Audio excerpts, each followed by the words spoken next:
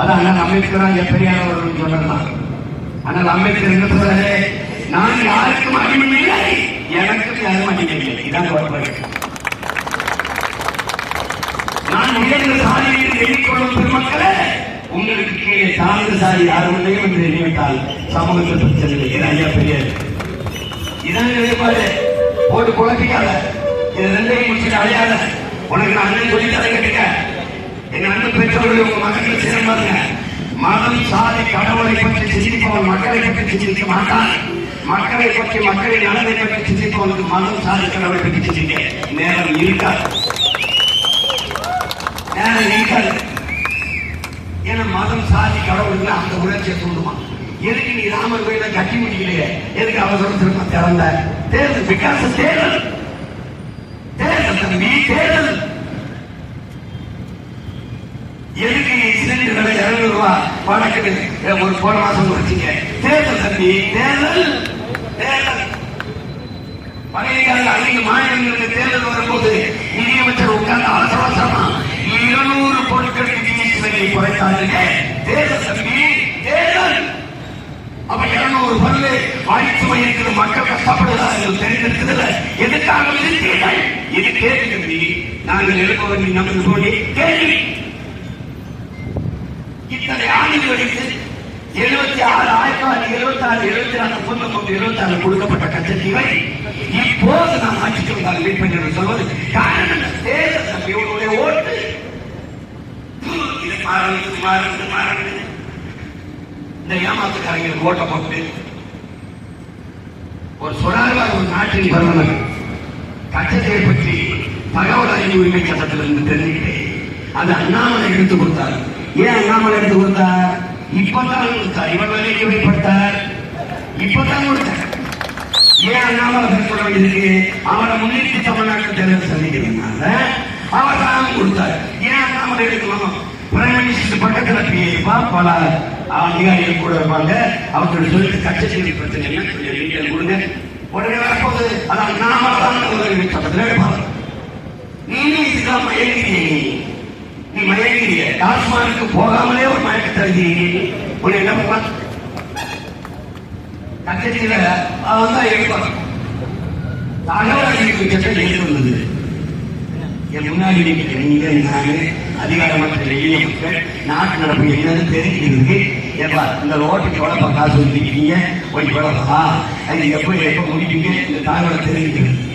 ஆசிரியர் எவ்வளவு எத்தனை பேருக்கு பணி போட்டுருக்கீங்கப்பா, இந்த தகவலை தெரிஞ்சுக்கிறது தகவல் அறிவிச்சிருக்காங்க. இவ்வளவு ஒட்டுமொத்த அதிகாரத்தை தமிழகத்தில் இருக்கிற ஒரு பிரதமர் தகவல் அறிவிச்சிருக்கிறார். கச்சத்தீவை பற்றி தெரிந்து கொண்டேன் என்று சொன்னால் ஒரு தேசிய இனத்தின் உரிமை பிரச்சனை, உணர்வு பிரச்சனை, உயிர் பிரச்சனை இத்தனை ஆண்டுகள் இருக்கு, அது கூட தெரியாமல் இருக்கிறது. தகவல் உரிமை சட்டத்தை தெரிஞ்சுக்கிறேன்னு சொல்ற பிரதமர் எப்படி என்ன கொடுமை வந்து எதுக்கு வந்து இருக்கிறாரு? ஒரு 1000 இன்னும் வரக்கூடாது, ஓயாம வருவாரு. ஓட்ட பள்ளி நாட்டோட வச்சிருக்காங்க நீங்க. அதுக்கப்புறம் உன் நிலத்தில் இருக்கிற வளத்துக்கு, அதுக்கப்புறம் இந்த ஓட்டுக்கு, அது கூட போய் மதிக்க மாட்டான். அவனுக்கு பெட்டி எங்கே அனுப்பினாலும் சாமன் விடுகிற மாதிரி செட் பண்ணிக்கிறேன். இந்த எழுதுறவங்க வேலை செய்து வட இந்தியாவில் ஒரு எஸ்பி மாவட்ட ஆட்சியர் போய் கணினி சோதிக்கும் போது ஒரு வரைவில் போட்டு பாரு. அடுத்துனா எல்லாமே எல்லா புத்தனையும் அந்த அம்மா கரெக்ட் போட்டு பார்த்துட்டு எல்லா புத்தகம் அடுத்தினாலும் தமிழ் நேர்மையாளர் முடியும். குறிப்பா நீ உண்மையை தற்காத்துக்க தகுதி உள்ளதை தப்பி பிழைக்குங்கிறான். Survival of fittest. தகுதி உள்ளதை தப்பி பிழைக்குங்கிறான் டாரி. நீ தகுதி உள்ளவனா மாறிக்க. மனிதன மட்டும் இல்ல, ஆடு மாடு கோழி நரி பூனை நாய் யானை சீனம் எல்லாவற்றிலுமே தகுதி உள்ளதான் தப்பி பிழைக்குது. நீ தகுதி உள்ளவனா மாறிக்க. தன்னை தற்காத்துக் கொள்ள முடியாதவன் வாழ்வது அர்த்தம் இல்லை. தற்கொலை சட்டம் இவங்க உள்ள விட்ட நீ முடிச்சு களம் முடிச்சு இவனை வரை பறை வாழ்ந்த நீ காலநிலை புரிவிக்க காலநிலைதான் ஒரு பண்பாட்டு படையெடுப்பு. உன்னை முதல்ல மொழியிலிருந்து கடத்தினான். தமிழ் படிச்சா வேலை கிடைக்க மாட்டான், தமிழ் படிச்சா சோறு கிடைக்க மாட்டான். என்ன தமிழ் பேசிக்கிறேன், நீ மொழி பேசாம வெளியே இங்கிலீஷ் போக அப்படின்னு நகர்ந்த அவன் வழிபாட்டில இருந்து ஒரு வெளியேற்றினான். ஒரு கூட்டம் கோயிலுக்குள்ள வராத தீர்த்துச்சு. கோயிலை நீதான் கட்டினான், சாமி நீதான் செஞ்சுக்கிற, உள்ளத்துக்கு வச்சது நீதான், எல்லாம் நீதான். கல்லோடத்து சாரம் கட்டுதான் உள்ளவங்க தீட்டுங்க. வெளியில நீங்க கோயிலுக்கு போகாத முத்தாப்பு இருக்கான். ஒரு திராவிட குடிச்சு கோயிலுக்கு போகாத முத்தாப்பு இருக்கான். நீ வெளியில நீங்க கோயிலுடைய வழிபாட்டு தலமா வரலாற்று பேராகும் என்பதை நீ மறந்துட்ட.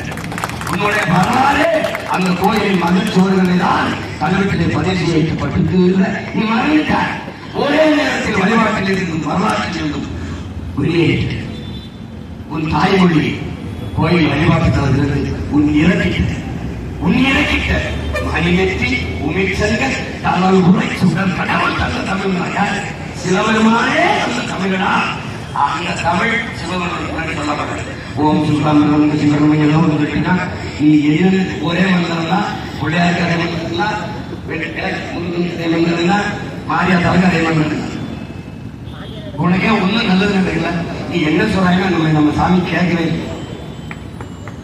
குலதெய்வம் கோயில மட்டும்தான் எங்க பூசாரி பண்ணிட்டுருந்தான். அவனும் சமஸ்கிருதத்துல மந்திரம் சமஸ்கிருதம் சொன்னாதான் இருக்கிற காசு போடுறான். இதோட வித்துக்கார கூட்டம் என்ன வெள்ளாவை வச்சு வெளுத்து விடவான். அடுத்தவன் மொழி எப்படி அவனுக்கு அறிவாகும்? அடுத்தவன் மொழி எப்படி உனக்கு அறிவாகும்? எப்படி அறிவாகும்? இங்கிலீஷ் விளையாட்டு பெற்றோர் பிச்சை இங்கிலீஷ் மீடியம் தான் பிச்சை பெரிய பிச்சை. அமெரிக்காவில் பள்ளிக்கூட போகாதவங்க படிக்காதவங்க கூட இங்கிலீஷ் பேசுவான். அவன் தாய்மொழி அடிப்படுத்தினாமா ஆங்கிலம் அறிவல்ல ஒரு மொழி. வெள்ளைங்கிற அழகு ஒரு நிறம், அது குடிச்சு போட்டு வெள்ளை கத்த அழகு. இப்ப இவ்வளவு பேசுறதுல இவ்வளவு பேசுறது சீனா. நான் மட்டும் சிவப்பா இருந்தேன்னா நான் தான் இங்கே நான் வரல.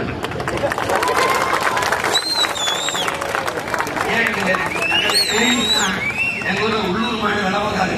இப்ப நானே இதெல்லாம் சாக்கி சொன்னார், கர்நாடகா சொன்னார், அவர் சொன்னார், ஏங்கல் சொன்னார், இங்கல் தான் சொன்னார் அப்படின்னு சொன்னாங்க. நல்லா பேசுறாங்க. இதெல்லாம் நான் என்னன்னு நான் கேட்க மாட்டேன்.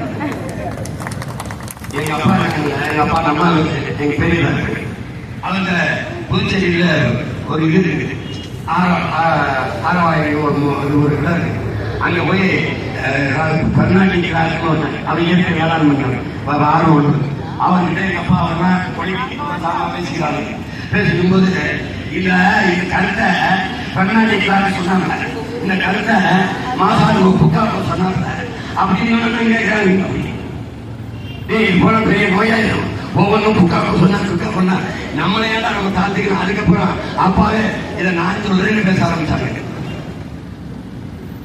அந்த மாதிரி ஜீவன் நான் ஒரு தடவை அன்பான சர்வாதிகார ஆட்சி முறைங்க. அது தன்னன் மற்றும் தாயை பேருந்து அதான் அன்பான சர்வாதிகார ஆட்சி முறை. இந்த திராவிட கும்பல்கள் ஒரு குழந்தை சாகிறது, அதை காப்பாற்ற ஊசி வந்து கையில கேட்பீங்க. எங்க அப்பா மருத்துவ மாதிரி குழந்தைக்கு ஊசி போடும்போது வலிக்கும். ஊசி போட்டாதான் குழந்தை பொழைக்கும். இப்ப என்ன செய்யலாம்? வலியை பொருட்படுத்தாம ஊசியை போட்டு குழந்தைய காப்பாற்றவா, இல்ல வலிக்கு மேலே விட்டு போய் குழந்தை சாகிப்பாங்க. இதான் நம்ம ஆட்சி முறை. வலியை பொருட்படுத்தாம ஊசியை போட்டு குழந்தைய காப்பாற்றணும். அப்படி இந்த சமூகத்தை செலுத்த வேண்டும் என்றால் தன்னல மற்ற அன்பான சர்வாதிகார